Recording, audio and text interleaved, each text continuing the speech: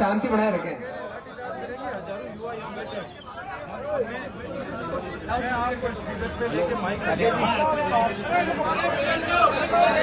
अपनी पूरी डिमांड है इस मामले में 4 नामजद आरोपी है जिसकी प्रेमी का 5 गिरफ्तारी और इन बच्चों के आर्थिक पुनर्वास के लिए बच्चों के लिए 50 लाख का मुआवजा माइक में बोलो मनोज जी। इसमें से इसके पति और ससुर को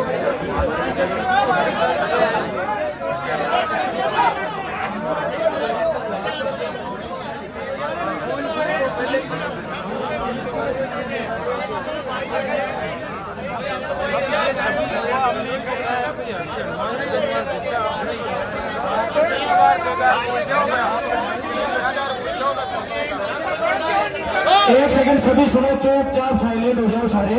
हमारे एमपी साहब हनुमान जी लाइन पर है और वो अभी जो उनका संदेश है वो आप सबको स्पीकर पे सुना। भाई साहब माइक पे है फोन।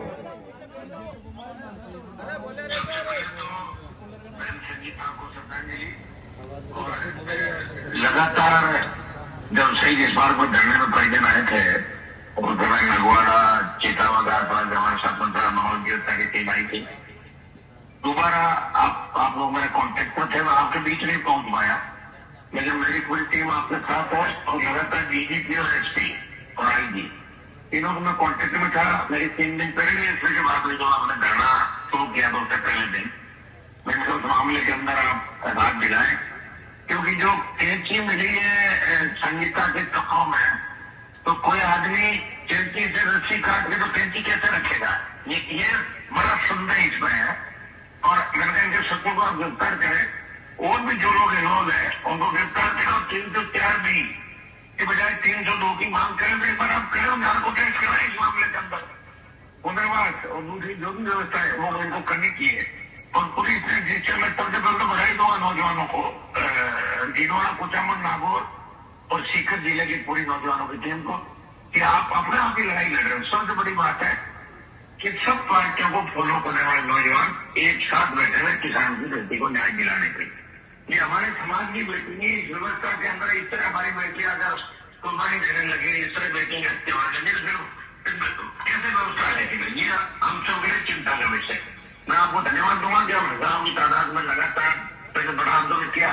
आज इंडिया तमाम पार्टियों के नेता आपके आए, क्योंकि उपराष्ट्रपति के चुनाव के बाद पहले दिन देशी कमेटी का टूर का कार्यक्रम बना हुआ था और मैं लंबे समय से कमेटियों के टूर में नहीं जा पाया।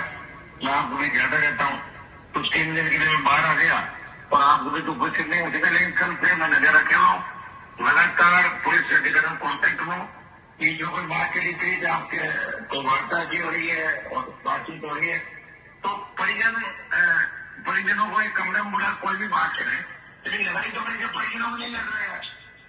इस बहन के भाई और परिवार में लोग लड़ रहे हैं। उनको सोचना चाहिए कि भाई न्याय ये हमारी बहन थी, हमारी बेटी थी, और अगर दबाव में ले भी लिया तो इसको बीच में बैठ के बात करनी चाहिए पहले। लेकिन आप चिंता नहीं करें, जैसा आप चाहोगे वैसा ही होगा। पुलिस प्रशासन अगर आपको डराने का प्रयास करेगा तो ये ठीक नहीं होगा। अभी राजस्थान की पुलिस हमारा टेस्ट नहीं है, क्योंकि हमने राजस्थान की पुलिस को कई बार वापस उनके अंदर भेजा, वापस जहाँ से पुलिस वाले लाठी लेके आते वहां वापस घुस गए कई बार वहां राजस्थान का। मैं डीजीपी मेरी बात सुन रहे होंगे, तमाम देश सुन रहा होगा। राजस्थान की पुलिस की जरूरत नहीं है कि हमारे बच्चों को लाठी के डर से डरा देंगे, हम फिर 1 लाख की तादाद में आ जाएंगे, भाग जाएंगे सारे पुलिस के अधिकारी जो वहां खड़े हैं। इस दिमाग से निकाल दें सारी बात, आराम से लोगों से बात करें, नौजवानों से बात करें। और मेरा एसपी, आईजी और इन सब से कहना है कि आप सब किसान के बेटे बेटी हैं, सारी बात आप जानते हैं, आपको आगे होके इस मामले के अंदर सरकार के दबाव में काम करें। पुलिस वाले क्या कह रहे हैं, हमने बात पकड़ ली। अरे क्या बात पकड़ ली तुमने? बच्ची तो गई ना, हमारी बच्ची तो गई है, तो बच्ची की हत्या ही मानो, इस तरीके से हत्या हुई बच्ची की। और ससुर काम कह रहे हो कि भाई कैंची कपड़ों में कैसे आएगी? तो सारे सबूत तक तेरा अपना ही बड़े दिन से कहा और आप अपनी बात से बदल गए। समझ राजस्थान पुलिस से भी मांग है इस मामले को नहीं बढ़ाए, क्योंकि ये शेखावटी अंचल का, नागौर का, जीवड़ा, कुचामन का वो इलाका है जो सामंतवाद के खिलाफ सबसे पहले लड़ने सड़कों के मैदान में आया था। हमने वापस बार बार टेस्ट नहीं करे और नए डीजीपी आए, उनको मैं सलाह दूंगा डीजीपी साहब, ये नीचे के लोग जो भी कहते हैं आप ये चीज कर लेते हो, नीचे का बीट कांस्टेबल, नीचे के पुलिस थानों के साथ आप जनप्रतिनिधि की बात भी सुनो। आप डीजीपी बने हो राजस्थान के अंदर, आप जनप्रतिनिधियों ने लोकतंत्र व्यवस्था के तहत आपको बनाया। आप सिर्फ पुलिस की बात सुनोगे तो फेल हो जाओगे। आपको यह कानून व्यवस्था बनानी है, आपको लॉ एंड ऑर्डर सुधारना राजस्थान का। कई डीजीपी आए चले गए, जनता को डरा के कोई नहीं रह सकता। ये मेरा आपसे आग्रह डीजीपी साहब, हर मामले को आप देखें, गाँव के आदमी हो, आपको कुछ लोग आसपास के लोग मिसगाइड कर देते हैं और आप उसी को मान लेते हो, हो गई मेरी बात। ऐसा नहीं चलता। लोग यहाँ से जयपुर की ओर आ जाएंगे, जयपुर से दिल्ली की ओर चले जाएंगे। कहाँ रोकोगे लोगों को? बताओ, लोगों की ताकत कहाँ आपकी? मैंने रैली करी वहां पर जब ऐसा ही भर्ती को लेके बातें आ गई थी, पूरी सरकार मेरे शरण के अंदर आ गई थी, मंच पर आ गए हाथ जोड़ते हुए। आप वही हो, दूसरे हो, जानते हैं आपको सारी राजस्थान की पुलिस को।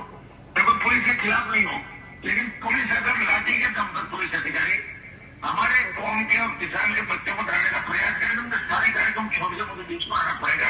ये मेरी राय है कि आप लोग इनसे बात करें, बात करें, आप इनसे बात करेंगे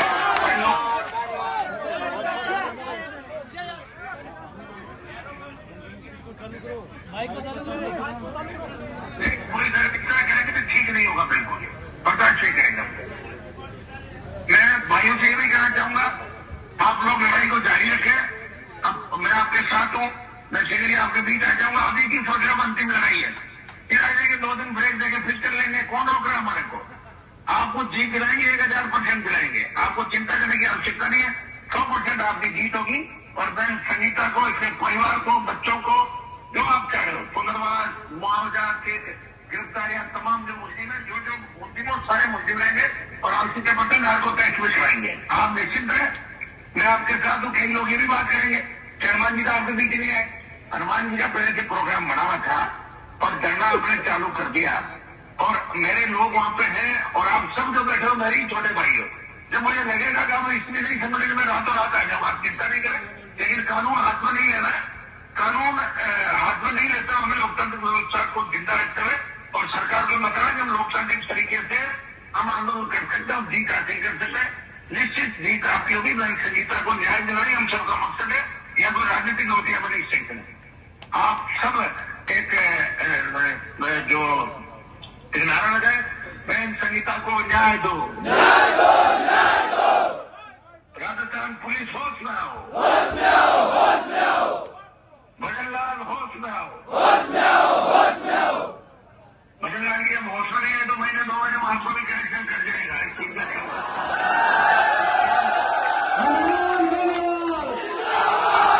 एक बार सुनो भाई साहब का पूरा संदेश सुनो। लोगों का सम्मान करें, लोगों की बात रखें। और मैं धन्यवाद दूंगा समस्त किसान पुत्रों को। ये बड़ा बिना नेतृत्व आप लड़ रहे हो, अब आपने लड़ना सीख लिया, मतलब हमारी जीत निश्चित आने वाला समय आपका है, इसमें कोई दो राय नहीं। और मैं शीघ्र ही आपके बीच उपस्थित होऊंगा और आपकी तमाम मांगे मनवाएंगे। बहुत बहुत धन्यवाद भाई साहब। एक पूरा संदेश। हाँ भाई साहब, 10 आदमी तय कर लो। मैं 2 दिन 3 दिन के लिए आया हुआ हूँ, कोई जरूरत पड़े देर पहले आ जाऊंगा, नहीं मैं आ जाऊंगा। आप चिंता नहीं करें, आप 2 जरूर पूरी जरूरत है भाई साहब, आपके आने के बाद में ही न्याय होगा यहाँ। मैं पक्का आ जाऊंगा, लेकिन अब तो यहाँ बैठा हूँ मैं, यार मेरे कल तो मीटिंग है। 2 दिन हम चला लेंगे यार। तो धीरे धीरे चलो फिर आप। ठीक है 3 दिन चला लेंगे भाई साहब। धीरे धीरे चलो, धीरे धीरे चलो, धीरे धीरे चलो, 100-200 लोग, ठीक है?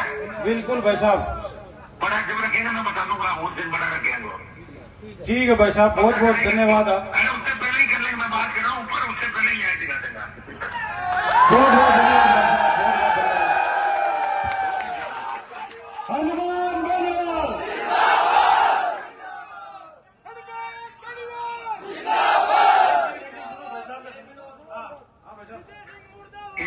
एक तो 2 नारे लगाए।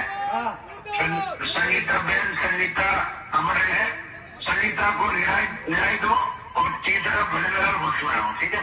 बहन संगीता को न्याय दो, भजनलाल होश में आओ, होश में आके काम करो, किसान पुत्रों को ढाने का सपना भूल जाओ। अगर किसान पुत्रों को ढाया तो आपको भगा देंगे राजस्थान से।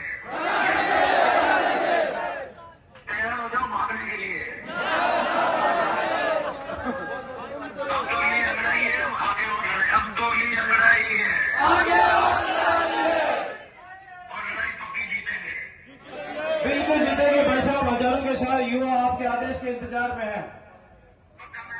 तो कोई पूछ के थोड़ा हनुमान जी अभी तक नहीं आए, वो नहीं आए, मैं तो आया हूँ, मैं तो आपने हमेशा ही साथ रहता हूँ, बिल्कुल आ जाऊँ, निश्चित रहता। ठीक है भाई साहब, ठीक है, जब तक आएंगे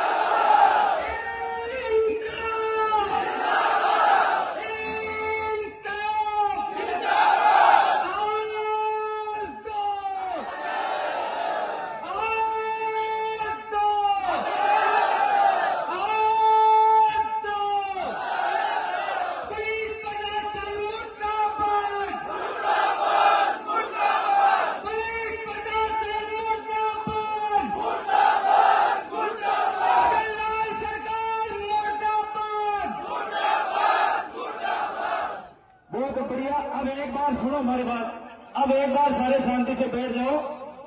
हमें जिनकी उम्मीद थी और इस प्रदेश के न्याय का देवता जिसको कहते हैं, उनका संदेश हम सबके बीच में आ गया है।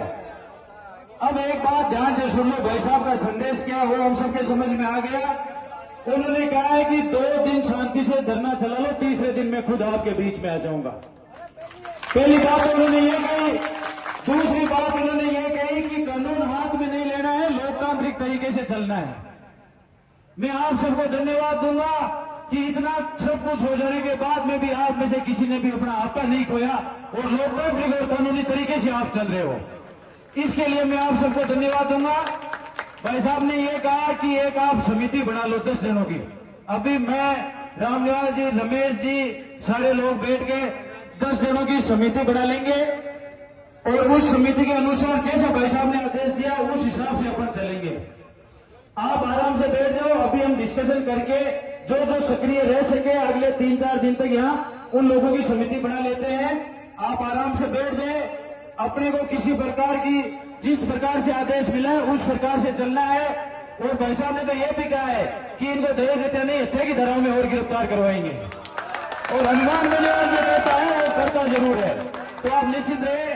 मैं रमेश जी, दिनेश जी ठेठ अपने बीच में, ये आपको आराम से और बात कर लेंगे। हम समिति बना रहे हैं, आप आराम से बैठे। खाना बना हुआ है, सब हम ये बैठकर खाना खाएंगे और ये न्याय की लड़ाई अंतिम दिन तक लड़ेंगे। और अब हनुमान जी बलिवान कहेंगे उसी हिसाब से लड़ेंगे।